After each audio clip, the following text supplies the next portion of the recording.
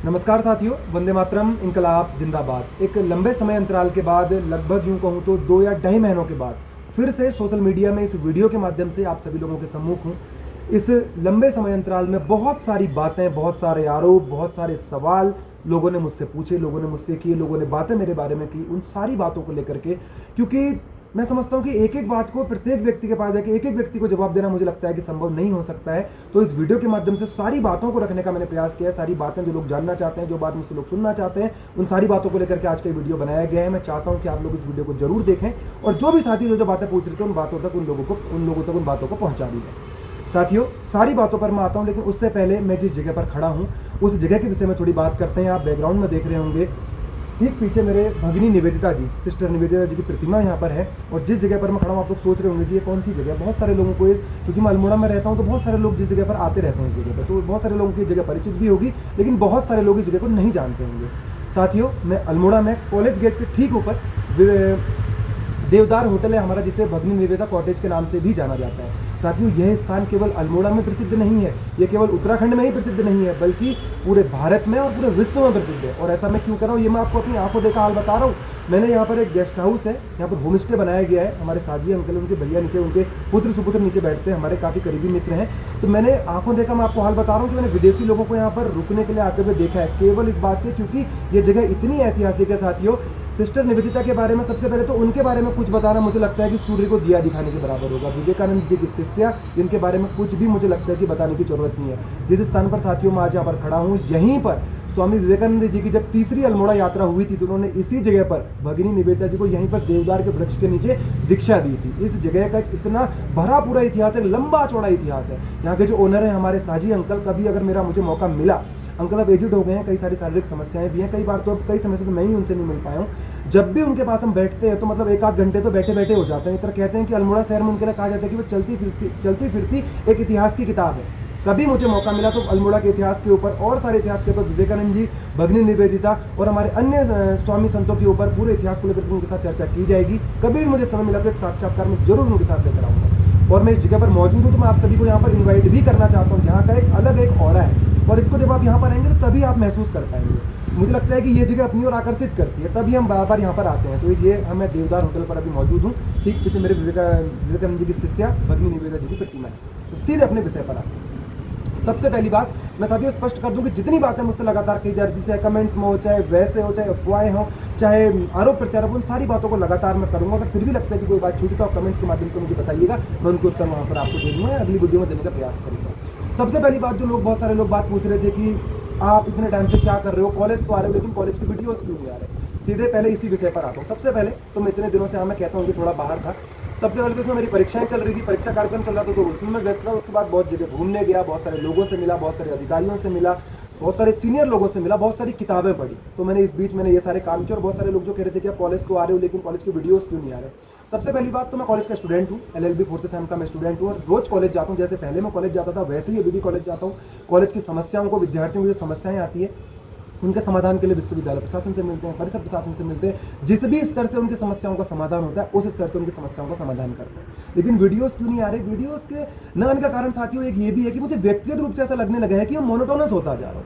मुझे लगता है कि मैं एक ही चीज़ को लगातार कर रहा हूँ और वीडियोज़ को जब मैंने देखा कि पिछले कई सालों से हम एक ही ढर्रे पर लगातार चलते जा रहे हैं। विश्वविद्यालय की वही समस्याएं, विश्वविद्यालय की समस्याएं बदल तो नहीं जाएंगी, लेकिन उन्हीं चीज़ों को लेकर के हम लगातार संघर्ष करें तो मुझे लग रहा है कि मोनोटोनस होता जा रहा हूँ। तो इसलिए भी मैंने वीडियो को थोड़ा रोक कर रखा हुआ है, इस चक्कर में वीडियो नहीं आ रही है। तो ये रही पहली बात। दूसरी बात साथियों, बहुत सारे लोग ये बात पूछ रहे थे कि इन्हें कॉलेज आना तो नहीं छोड़ दिया। कॉलेज में रोज आता हूँ मैं सारे विद्यार्थियों से। जो लोग, कई बार ऐसा होता है कि कई सारे लोग मुझे परिचित भी मिलते हो, कहते कॉलेज नहीं आ रहे, जबकि मैं तो उन्हें कॉलेज में देखता हूँ, वो लोग मुझे कॉलेज में नहीं देख पाते। मैं कॉलेज रोज आता हूँ, लगभग 1.5 या 2 घंटे का समय मैं कॉलेज में बिताता हूँ। विद्यार्थी समुदाय की बातों को उठाते हैं। अगर आपको लगता है कि कॉलेज में किसी भी तरह की आपको समस्या होती है, और इसका तो मैं एक उदाहरण अभी और दे सकता हूँ। जो लोग मुझ पर एक आरोप और लगा रहे थे कि इसने तो कॉलेज आना छोड़ दिया, ये क्या कर रहा है करके। अभी कुछ दिन पहले आपने सोशल मीडिया में देखा होगा, प्रिंट मीडिया के माध्यम से देखा होगा, दैनिक समाचार पत्रों में देखा होगा, 70 लाख की पुस्तकें और जियारानी छात्रावास की सुरक्षा दीवार का निर्माण किया, जिसके लिए बहुत सारे लोग मुझे धन्यवाद भी दे रहे थे कि आपके कारण कोई चीज़ें हो गई।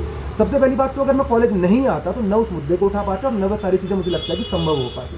तो सबसे पहले कॉलेज आने का प्रमाण तो ये रहा। दूसरी बात, जो लोग मुझे उस पर धन्यवाद दे रहे थे, सबसे पहले तो मैं आपके धन्यवाद को स्वीकार करता हूँ, मुझे बहुत अच्छा लगा। ये मानव स्वभाव है, जब कोई आपकी तारीफ करता है, जब कोई आपसे कुछ कहता है तो उसके लिए खुशी की अनुभूति होती है। लेकिन मुझे लगता है कि ऐसा विषय है जिसका श्रेय न तो किसी को दिया जाना चाहिए और न ही इसका श्रेय किसी ने लेना चाहिए। और मैं ऐसा इसलिए कह रहा हूँ क्योंकि किताब है, हॉस्टल की सुरक्षा दीवार, विद्यार्थियों की मूलभूत आवश्यकताओं की और चीज़ें, और ये विश्वविद्यालय की बुनियादी चीज़ें हैं। मुझे लगता है कि विश्वविद्यालय ने प्रत्येक विद्यार्थी को उपलब्ध कराई जानी चाहिए सारी चीज़ें। ये विश्वविद्यालय की नैतिक जरूरत है, ये मूलभूत चीज़ें हैं, वहाँ की बुनियादी चीज़ें, बुनियादी ढांचा है वहाँ का। कोई विश्वविद्यालय केवल बिल्डिंगें खड़ी कर देने से नहीं बन जाता है। कोई भी विश्वविद्यालय तभी बनता है, कोई कॉलेज तब बनता है, वहाँ के छात्र छात्राओं से विश्वविद्यालय का निर्माण होता है, परिसर का निर्माण छात्र छात्राओं से होता है, उनकी सुरक्षा से होता है, छात्र छात्राओं से होता है, पुस्तकों से होता है। तो ये एक विषय रहा। उसके बाद एक विषय और आ रहा था, बहुत सारे लोग मुझसे कह रहे थे कि अब तो आपकी लड़ने झगड़ने की वीडियो नहीं आएंगी, तो अब उन लोग वीडियोस को देखेगा कौन। सबसे पहली बात मैं आपको स्पष्ट करना चाहता हूँ, मैं वीडियो कोई लड़ाई झगड़ा करने के लिए नहीं बनाता था, और मैं कोई यूट्यूब कंटेंट क्रिएटर नहीं हूँ। और तीसरी बात कि यूट्यूब चैनल की शुरुआत कोई अपने आप को कोई इतना हाईलाइट करने के लिए नहीं की गई थी। हाँ, एक बात थी कि विद्यार्थी समुदाय जिन समस्याओं को हमारे पास लेकर के आता है, हम उसका समाधान कर रहे हैं कि नहीं कर रहे हैं। हम विश्वविद्यालय प्रशासन के पास उन बातों को रख रहे हैं नहीं रख रहे हैं, हम परिसर प्रशासन के पास उन बातों को रख रहे हैं नहीं रख रहे हैं। विद्यार्थियों की जो समस्याएं आ रही हैं, हम उनको उस स्तर पर उनका समाधान कर रहे हैं नहीं कर रहे हैं, और विद्यार्थियों को ये पता कैसे चले कि हम उनकी समस्याओं को उठा रहे हैं नहीं उठा रहे हैं। तो इसके लिए यूट्यूब चैनल की शुरुआत की गई थी, और इसलिए मुझे लगता है कि इसमें इतनी सारी वीडियोज़ हैं। तो इसके लिए यूट्यूब चैनल की शुरुआत की गई, कोई लड़ाई झगड़ा करने के लिए उसके चैनल की शुरुआत नहीं की गई थी। और लड़ाई झगड़े की जो बात लोग कहते हैं, तो मैं बताना चाहता हूँ कि न मेरा चरित्र ऐसा, न मेरा चाल चलन ऐसा कि मैं लोगों से लड़ाई झगड़ा करूँ। जो लोग मुझे व्यक्तिगत रूप से जानते हैं, वो मुझे बहुत करीब से जानते हैं जो लोग, तो वे जानते हैं कि मैं किस तरीके का हूँ। हाँ, कई बार ऐसा होता है कि जब हम किसी की बात करते हैं तो अधिकारियों द्वारा गलत बात की जाती है, उनके द्वारा वहाँ पर हमारी बहस हो जाती है, तीखी बहस होती है। जो लोग कहते हैं लड़ाई झगड़ा तो हमने आज तक कभी भी नहीं किया कहीं पर भी। और लड़ाई झगड़े का मैं समझता हूँ कि हाथापाई होना लड़ाई झगड़ा मैं समझता हूँ। और कॉलेज में जो हमारी बातें होती हैं, हम संवाद उनके साथ करते हैं, तीखी बहस कई बार ऐसा होता है कि हो जाती है। और रही बात है यूट्यूब वीडियो देखे जाने की न देखे जाने की, तो मैं कोई इसलिए वीडियो नहीं बनाता हूँ कि लोग मेरी वीडियोस को देखें, जब मैं कोई बहुत बड़ा स्टार बन जाऊँ या मैं कोई कंटेंट क्रिएटर बन जाऊँ बड़ा, इसलिए नहीं होता है। हाँ, आप लोग जिन समस्याओं को रखते हैं, हम उनको उस स्तर पर रख पा नहीं रख पा रहे, इसके लिए चैनल की शुरुआत की गई थी। और उसको लड़ाई झगड़े से न जोड़ा जाए, और उसको यूट्यूब चैनल से जोड़कर ना देखा जाए, उसको लोगों के देखने न देखने से जोड़कर ना देखा जाए। तो ये आ गया अगला विषय। उसके बाद साथियों, उसका अगला विषय आ रहा था कि बहुत सारे लोगों ने मुझसे कहा, जब मैंने पार्टी ज्वाइन करी तो बहुत सारे लोग नाराज हुए, बहुत सारे लोगों ने फेसबुक इधर उधर उल्टा सुल्टा लिखा, बहुत सारे लोगों ने मुझे गालियां तक दी। तो मैं लोगों से कहना चाहता हूँ, सबसे पहली बात तो कॉलेज का एक समय होता है। मुझे लगता है कि वह समय हमारा पूरा हो चुका है। जीवन भर आप कॉलेज में नहीं रह सकते, आप पूरे जीवन भर छात्र राजनीति नहीं कर सकते। जितना समय हमने कॉलेज में दिया है, मुझे लगता है कि वह हमने सकारात्मक दिशा में उस समय को दिया, खाली नहीं उस टाइम पीरियड को। मुझे बहुत अच्छा लगता है जब कहते हैं कि आपके जिस समय आप कॉलेज में, उसको तो गोल्डन पीरियड ऑफ एसएसजी कहा जाता है। इतने काम आपने कॉलेज में किए जितने कि शायद कभी हुए। हाँ, मैं बिल्कुल इस बात को मानता हूँ कि जितने काम हमारे समय में कॉलेज में हुए, वह काम सदियों से कॉलेज में नहीं हुए, दशकों से वह काम कॉलेज में नहीं हुआ। हर एक चीज़ मुझे लगता है कि अगर मैं गिनाने बैठूंगा तो सुबह से शाम हो जाएगी।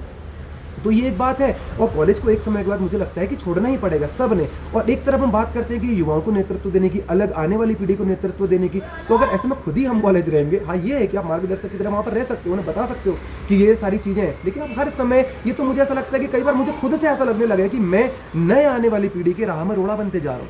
तो इसलिए भी मुझे लगता है कि मैं सारी इन चीज़ों को धीरे धीरे कम कर रहा हूँ। उसके बाद अब जो मेरी पार्टी में आने वाली बात रही, तो उन लोगों से मैं कहना चाहता हूँ जो लोग मुझे उसमें गलत सलत बातें लिख रहे थे, तो मुझे आपसे सबसे पहली बात तो कोई फ़र्क नहीं पड़ता। जो लोग मुझे गालियाँ भी लिख रहे थे, जो मुझे उल्टे सुल्टे मेरे लिए कमेंट्स कर रहे थे, उसके बाद एक समय के बाद आपको कहीं ना कहीं जुड़ना ही पड़ेगा, एक विचारधारा के साथ आपको जुड़ना पड़ेगा, और जुड़ना ही चाहिए। और मैं तो बचपन से ही हमारे मातृ संगठन राष्ट्रीय स्वयंसेवक संघ का एक स्वयंसेवक रहा हूँ, बाल्यकाल से मैं स्वयंसेवक रहा हूँ। मेरा पूरा परिवार, मेरे जितने लोगों को मैं जानता हूँ, मैं जितने करीबी हमारे सबके सब बाल्यकाल से स्वयंसेवक संघ में सब लोग दायित्वों पर है। तो और तो किसी संगठन में जाने की बात ही पैदा नहीं होती थी। और मैं खुद भी जहाँ पर भी मैं था, मैं कभी कहता नहीं था कि मैं कांग्रेस, लोग मेरे को कांग्रेस से जोड़ के कई बार कहते थे कि आपको तो इधर आना चाहिए था, कांग्रेस की तरफ आपको आना चाहिए था। अरे क्यों आना चाहिए था भैया? जब मैं उस विचारधारा को मानता नहीं हूँ, जब मैं उस विचारधारा को पसंद नहीं करता, तो मैं कैसे कांग्रेस की तरफ आ जाऊँगा? तो ये बात बिल्कुल इस तरीके की बातें मुझसे कृपया ना करा करें जो लोग भी मुझसे बातें करते हैं। और रही बात पार्टी में शामिल होने की, तो अपनी स्वेच्छा से मैं पार्टी में जुड़ा हूँ। प्रदेश के यशस्वी, ओजस्वी और तेजस्वी मुख्यमंत्री श्री पुष्कर सिंह धामी जी के नेतृत्व में पार्टी में जुड़ा हुआ, उन्होंने मुझे सदस्यता दिलवाई है। तो आप लोग नहीं होते बताने वाले कि जो मुझे गलत सलत कमेंट गाली लिखते हैं कि आप कैसे वहाँ पर हो गए। आपसे पूछ के मुझे कोई चीज़ नहीं करनी पड़ेगी, मैं वहाँ पर जुड़ा हूँ तो अपनी स्वेच्छा से जुड़ा हूँ। और हर किसी का एक लक्ष्य होता है, हर किसी का एक विजन होता है, हर किसी का एक गोल होता है लाइफ का। तो मेरा भी सपना है कि मैं राजनीति में जाऊँ आगे। तो मुझे जो चीज़ सही लगी वो चीज़ मैंने की। तो जो लोग मुझे गालियाँ लिखते हैं, मैं उनसे कहना चाहता हूँ आप अपना काम शिद्दत से कीजिए और भर भर की गालियाँ लिखा कीजिए, मुझे उनसे कोई फर्क नहीं पड़ता। आप सोचते होंगे कि हम इसको ऐसा लिख देंगे जो शायद डिमोरलाइज हो जाए या कुछ और चीज़ें हो जाए, तो ऐसा कुछ भी नहीं होता है। जीवन का लक्ष्य बहुत बड़े हैं, बहुत सारी चीज़ें अभी आगे करनी है, तो इस बात से मुझे बिल्कुल कोई सा भी फर्क नहीं पड़ता। एक बात साथियों और स्पष्ट करना चाहता हूँ, अभी जब ये 70 लाख की पुस्तक हमने विश्वविद्यालय में उपलब्ध करवाई और सुरक्षा दीवार के निर्माण कार्य एक संगठन के द्वारा, मेरा पुराने संगठन के द्वारा, एबीवीपी के द्वारा, सीधे नाम ही लेता हूँ, एबीवीपी के द्वारा एक छात्र नेता के द्वारा वीडियो बनाई गई थी। उसमें बिल्कुल उसने नाम तो नहीं लिया था, लेकिन समझ गया था सारा किस तरह। बहुत सारी चीज़ें भी हैं जिसके कारण नाम नहीं लिया गया, लेकिन मैं कहना चाहता हूँ भाई से कि आपने जो पुराने मतभेद इतने समय से चल रहे थे, आपने उनको कम करने का काम किया और आपने वीडियो के माध्यम से हमारा धन्यवाद दिया। भैया रोहित, मैं आपसे कहना चाहता हूँ थैंक यू उसके लिए। वो तो ऐसी कोई बड़ी बात थी नहीं, लेकिन मैं पहले फिर से ये बात थी कि उसके लिए न किसी को श्रेय दिया जाना चाहिए और नहीं उसका श्रेय किसी ने लेना चाहिए, लेकिन फिर भी आपने पुरानी बातों को हटा करके वो सारी चीज़ें कही हैं, तो उसके लिए आप भी कहीं ना कहीं बधाई के पात्र है कि हम लोगों ने आपस में मिलकर ही आपसी मतभेद को हम लोगों ने खत्म करना होगा।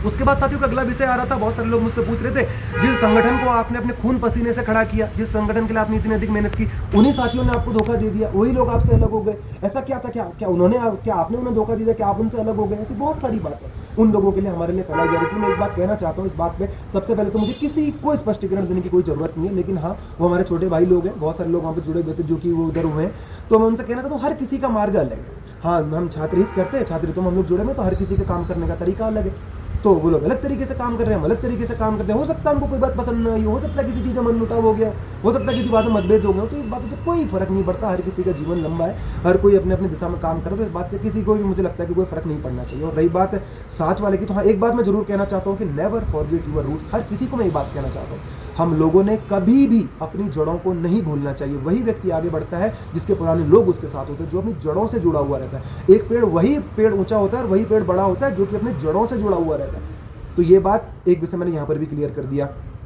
उसके बाद साथियों एक अंतिम विषय पर ही आता हूँ। शायद मुझे लगता है अगर कोई मुझे बात याद आएगी तो उसे क्लियर करूँगा, लेकिन मुझे अंतिम ही ये याद आ पा रहा है। बहुत सारे लोग पूछ रहे थे कि अब आने वाले समय की रणनीतियाँ क्या है। अब आप पार्टी में जुड़ गए हो, बहुत सारी चीज़ें कॉलेज से अलग होकर चीज़ें चलेंगी, अब आपका आगे का क्या लक्ष्य है, अब वीडियोज़ का क्या रहेगा कि आप तो लगातार आपसे जुड़े हुए रहें, तो अच्छा लगता है आपको देखना कि आपकी वीडियोज़ आते हैं। तो इस बात को लेकर के इसका मैं उत्तर आपको देना चाहता हूँ। सबसे पहले मैं पार्टी का सदस्य हूँ, बिल्कुल हूँ, लेकिन मैं कॉलेज का भी एक स्टूडेंट हूँ। कॉलेज के काम भी उसी तरीके से चल रहे हैं जैसे पहले चलते थे, उसी मनोदशा से, मतलब जिस शिद्दत से मैं पहले काम करता था उसी तरीके से कॉलेज की काम भी हो रहे हैं, लेकिन अब वीडियोस नहीं आ रहे, वो बात अलग है। दूसरा, पार्टी के साथ भी हम लोग काम कर रहे हैं और आने वाले समय की मेरी क्या चीज़ें वीडियोस की नहीं आते। अब सबसे पहले तो मैं सॉरी कहना चाहता हूँ उन सारे लोगों से जिनको मैंने नाराज़ किया, जो लोग की इस बात से थोड़ा परेशान थे कि वीडियो क्यों नहीं आ रहे और मेरे से बात को पूछ रहे थे। अब वीडियोज़ आएंगे। मैं क्षमा प्रार्थी हूँ कि बीते एक लंबा समय गैप हो गया, एक लंबा अंतराल हो गया 2-2.5 महीनों का, लेकिन अब लगातार वीडियोज़ आएंगे और वीडियोज़ किस विषय पर रहेंगे। मैं हमेशा से चाहता था साथियों कि समाज में हम एक सार्थक बदलाव लाएं, हम समाज में एक सार्थक बहस की शुरुआत करें, हम एक अच्छी सामाजिक बहस की हम लोग शुरुआत करें। इसी के मद्देनजर मैंने बहुत सारी चीज़ें इस बीच में मैंने सोचा, बहुत सारे अधिकारियों से मिला, जैसे कि मैंने पहले कहा, बहुत सारे सीनियर से मैंने मिला, तो मैंने सोचा है कि हम साक्षात्कारों की, विश्लेषणों की एक लंबी श्रृंखला लेकर आएंगे, जिसमें हम विभिन्न क्षेत्रों से, जो अलग अलग क्षेत्रों में लोग काम कर रहे हैं, उसमें जो लोग भी अपना जबरदस्त प्रदर्शन कर रहे हैं, नहीं भी कर रहे हैं, अनेक अनेक क्षेत्रों से संबंध रखने वाले लोगों का हम साक्षात्कार लेकर के आएंगे। मैं चाहता हूं कि हमारी सोचने की क्षमता गहरी हो, हम चाहते हैं कि हमारी संवाद की क्षमता गहरी हो, हम चाहते हैं कि हमारे विषय जो हम रखें वह गूढ़ हो, वह गहरे हों। तो इन बातों को लेकर के साक्षात्कारों पर विश्लेषण की एक श्रृंखला बहुत जल्दी शुरू होने वाली है, जिसमें कि हम समसामयिक विषयों को, राजनीतिक विषयों को, सामाजिक विषयों को, राजनीतिक विषयों को, अंतर्राष्ट्रीय विषयों को, हमारे राष्ट्रीय जुड़े मुद्दों को, अनेक ऐसे मुद्दों को जिस पर कि मुझे लगता है कि हमारी समझ जिससे गहरी हो पाए, तो उन सारे विषयों को लेकर के मांगूंगा। और जो लोग कहते थे कि झगड़े के कारण वीडियो चलते थे, ऐसा कोई कंटेंट क्रिएटर बनने का शौक नहीं है, लेकिन हाँ, मैं जरूर, मुझे अच्छा लगता है संवाद करना, मुझे लोगों से जुड़ना अच्छा लगता है, मुझे लोगों से मिलना अच्छा लगता है। मैं चाहता हूँ कि लोग हमसे संवाद करें, लोगों की समस्याओं को हम लोग सुने और हम एक माध्यम बने कि उनकी समस्याओं को हम कहाँ पर पहुँचाएं और वहाँ से उस बातों का समाधान हो। तो उन चीज़ों पर मेरा पहले से प्रयास रहा है कि हम समाज में एक अच्छा बदलाव लेकर के आए। और मैं युवाओं से भी एक अपील करना चाहता हूँ कि हम लोग इस चीज़ पर हम लोग जुड़े, लोगों की समस्याओं को हम लोग जानना। केवल समस्याओं की तरफ ध्यान आकर्षित करना हमारा काम नहीं है और मेरा काम तो बिल्कुल भी नहीं है। पहले से शुरुआत से मेरा लक्ष्य रहा है कि हम समस्याओं को न केवल दिखाएंगे। यूट्यूब चैनल की शुरुआत भी इसलिए थी कि हम समस्याओं को लेकर के जाते थे, विश्वविद्यालय के सामने रखते थे, सबूत होता था कि देखो ये चीज़ें ऐसी चल रही हैं। अभी भी वही चीज़ रहेगी। अब हम बड़े अधिकारियों से बात करेंगे, नेताओं से बात करेंगे, मौका मिलेगा तो अधिकारियों के इंटरव्यू लेंगे, मंत्रियों के इंटरव्यू लेंगे। कभी मौका मिला, किस्मत का क्या है, मौके का क्या है, कभी क्या पता पुष्कर सिंह धामी जी के इंटरव्यू में क्या पता उनका समय मिल जाए कभी।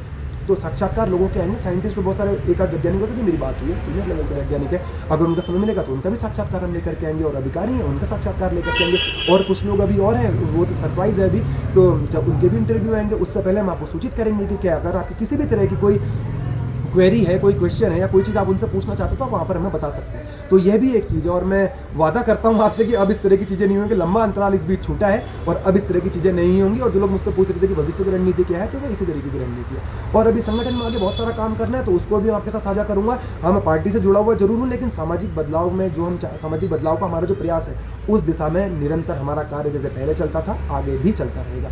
अगर आपको लगता है कि किसी भी तरह की आपको समस्या आती है, चाहे कैंपस से रिलेटेड हो, समाज से रिलेटेड हो, क्योंकि अब हम अपना दायरा बढ़ा रहे हैं। पहले हम एक केवल दायरे तक सीमित हो गए थे, केवल कॉलेज का ही दायरा हमारा हो गया था, लेकिन उसके बाद हम इस दायरे को बढ़ाने वाले हैं, समाज में जाने वाले हैं, बहुत सारी चीज़ें, बहुत सारी नई चीज़ें करने वाला हूँ। तो केवल वो लोग जो कह रहे थे लड़ाई झगड़े से जोड़ के देखना चाहिए, कृपया ऐसी बातें ना करें। मैं इस तरह का व्यक्ति नहीं रहूँगा, मेरा इस तरह का कभी चरित्र रहा। तो सारी बातों को मैंने लेकर के इकट्ठा करके आज ये वीडियो प्रस्तुत किया है। कल भी ये वीडियो वैसे तो कल आ जाता, लेकिन कल मौसम थोड़ा खराब था, वीडियो बन नहीं पाया, तो इस कारण ये वीडियो आज आ रहा है। किसी भी तरह की आपको लगता है कि कोई समस्या है, उसका समाधान हम कर सकते हैं, अपने स्तर से कर सकते हैं या किसी और व्यक्ति के स्तर से कर सकते हैं, तो आप बता सकते हैं। और कोई भी आप सुझाव देना चाहते हैं तो वह भी आप हमें दे सकते हैं। और रही बात अंतिम इस जगह की, कभी मुझे मौका मिला तो मैं जरूर, हमारे अंकल हैं जो इस लैंड के लैंडलॉर्ड अंकल है, हमारे साजी अंकल, उनका भी इंटरव्यू मैं आपके सामने लेकर के आऊँगा। तब तक के लिए अलविदा साथियों, धन्यवाद। वंदे मातरम, इनकलाब जिंदाबाद।